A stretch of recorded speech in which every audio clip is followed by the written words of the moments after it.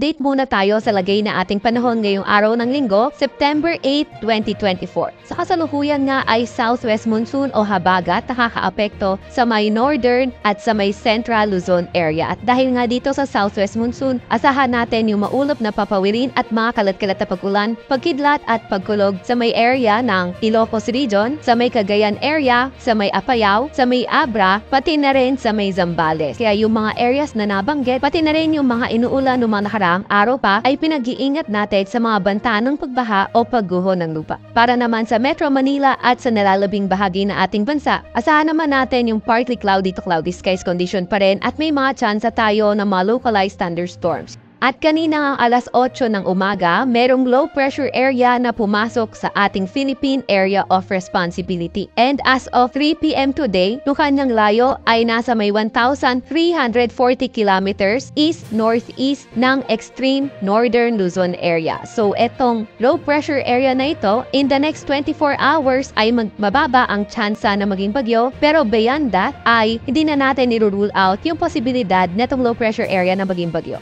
So nakikita nga natin na posibleng etong low pressure area na ito or LPA ay baybayin etong boundary ng ating power line. Sa kasalukuyan, wala naman itong direktang epekto sa kahit na anong parte ng ating bansa, pero inaasahan nga or posible na kapag mas lumapit pa ito sa ating landmass ay hindi natin tinatanggal yung possibility na ito ay makaapekto sa extreme northern Luzon area o hindi kaya sa may northern Luzon area. Para naman sa lagay ng ating panahon bukas, nabanggit nga natin kanina na may minomonitor tayong low pressure area.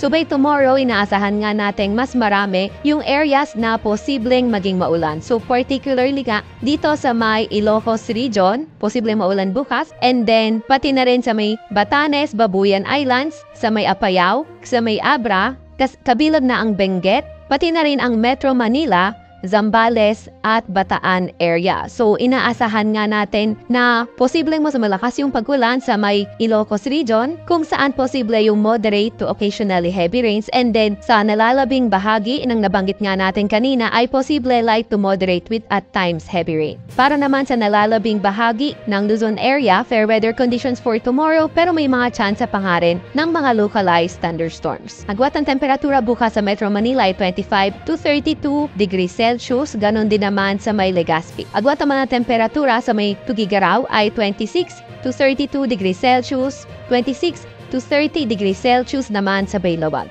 18 to 22 degrees Celsius sa may Baguio at 23 to 31 degrees Celsius sa may Tagaytay. Agwat ang temperatura naman sa may Puerto Princesa ay 25 to 32 degrees Celsius, gayon din naman sa may Kalayaan Islands.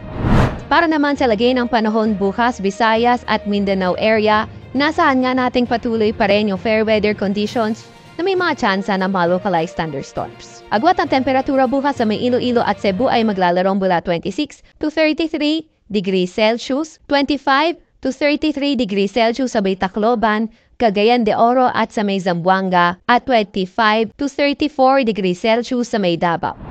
Wala pa rin naman tayong nakataas na gale warning sa kahit na anong baybayin ng ating bansa.